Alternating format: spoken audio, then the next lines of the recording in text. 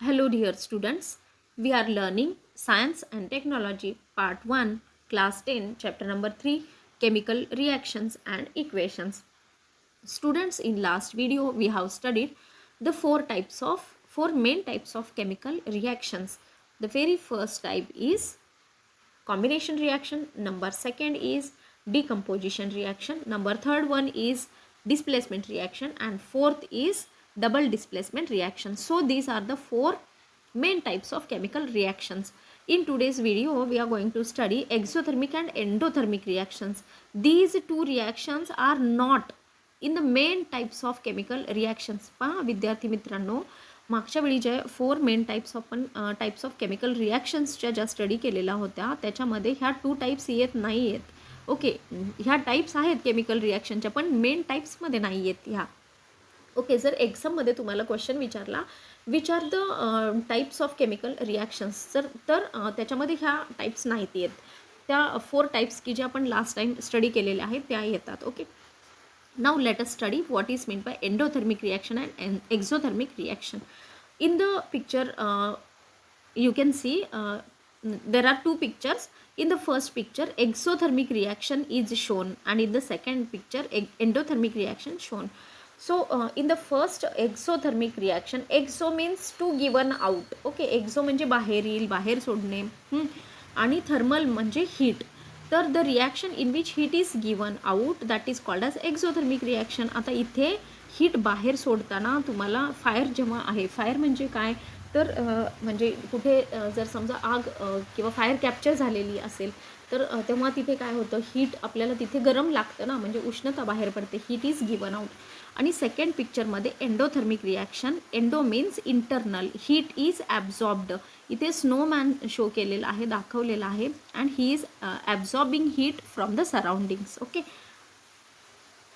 Now what is exothermic reaction? Definition: reaction in which heat is given out along with the product are called exothermic reaction. Students, this is the definition, very important definition.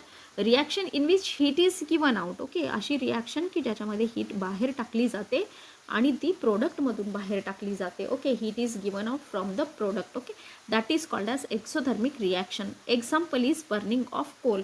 Coal is nothing but the carbon. Okay, and oxygen supports burning, oxygen from the air supports burning, so therefore carbon plus oxygen, okay, C plus O2, it gives carbon dioxide plus heat. okay, तर इथे heat ही कुठे show केलेली आहे, तर product साईडला show केलेली आहे. म्हणजे तुम्हाला जर एखादी रिॲक्शन दिलेली असेल आणि तुम्हाला आयडेंटिफाय करायला सांगितलं की ही रिॲक्शन एक्सोथर्मिक आहे की एंडोथर्मिक आहे, तर जेव्हा प्रोडक्टमध्ये प्लस हीट लिहिलेलं असेल तर तुम्ही डोळे बंद करून पण सांगू शकता की ही रिॲक्शन कोणती आहे, एक्सोथर्मिक रिॲक्शन.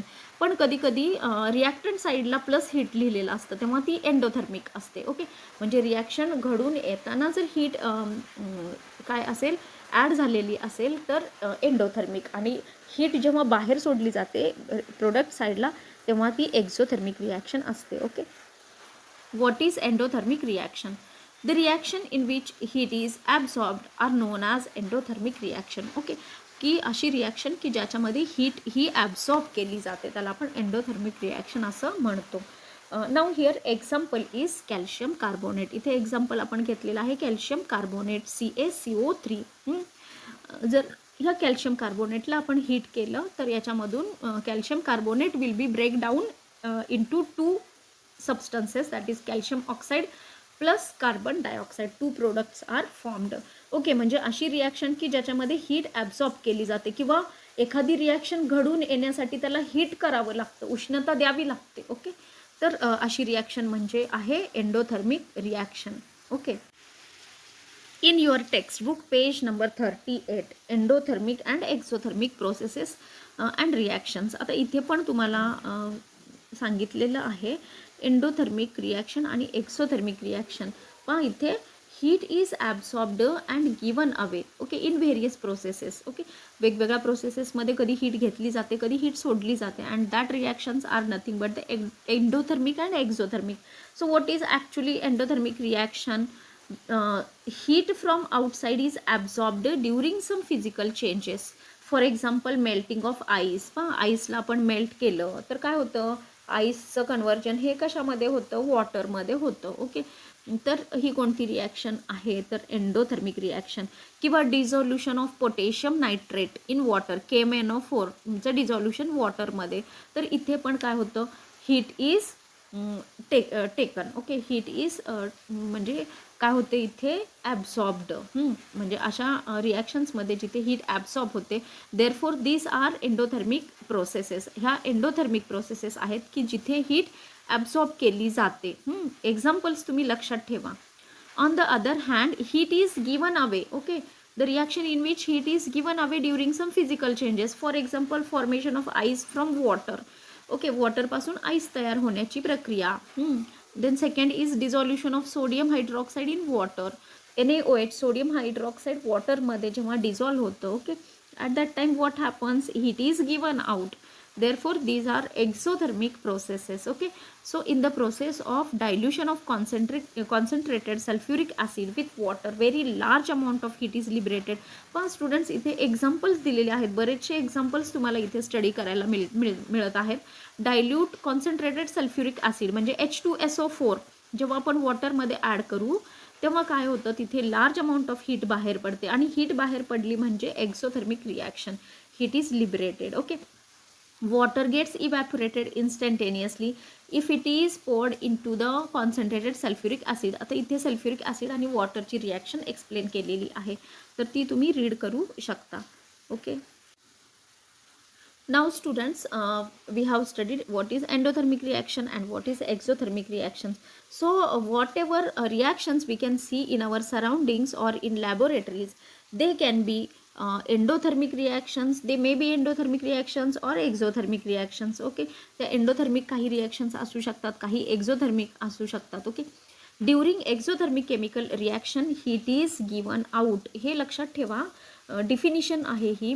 एक्झोथर्मिक रिॲक्शन म्हणजे काय, तर ज्याच्यामध्ये हीट इज गिवन आउट, बाहेर सोडली जाते. Okay, when the reactants are transformed into products, म्हणजे जेव्हा रिॲक्टन्ट्सचं रूपांतर प्रोडक्ट्समध्ये ट्रान्सफॉर्म होत असतं तेव्हा हीट बाहेर टाकली जाते. वाईल ड्युरिंग एंडोथर्मिक, पण त्याचवेळी जेव्हा एंडोथर्मिक रिॲक्शन होते तेव्हा काय होतं की हीट इज इधर absorbed from the surroundings or has to be supplied. म्हणजे एकतर हीट ॲब्झॉर्ब केली जाते सराउंडिंगकडून किंवा एक्सटर्नली हीट द्यावी लागते रिॲक्शन घडून येण्यासाठी. तर इथे 2 एक्झाम्पल्स शो केलेले आहेत. कॅल्शियम कार्बोनेट सॉलिड स्टेटमध्ये if it is heated, it gives calcium oxide plus carbon dioxide. तर इथे ही एंडोथर्मिक रिॲक्शन आहे. नेहमी हे लक्षात ठेवा की जेव्हा रिॲक्टंट साईडला प्लस हीट असतं ना तेव्हा ही रिॲक्शन एंडोथर्मिक रिॲक्शन असते. ओके, पण आता खाली आपण सेकंड रिॲक्शन पाहतोय, calcium oxide plus water, it gives calcium hydroxide plus heat. तर इथे एक्झोथर्मिक रिॲक्शन आहे ही, कारण प्रोडक्ट साईडला हीट शो केलेली आहे. तर यावरूनही तुम्ही ओळखू शकता की the given reaction is endothermic reaction or exothermic reaction. Okay, so in this way these are the 2 endothermic reactions and exothermic reactions we have studied. Okay, thank you students.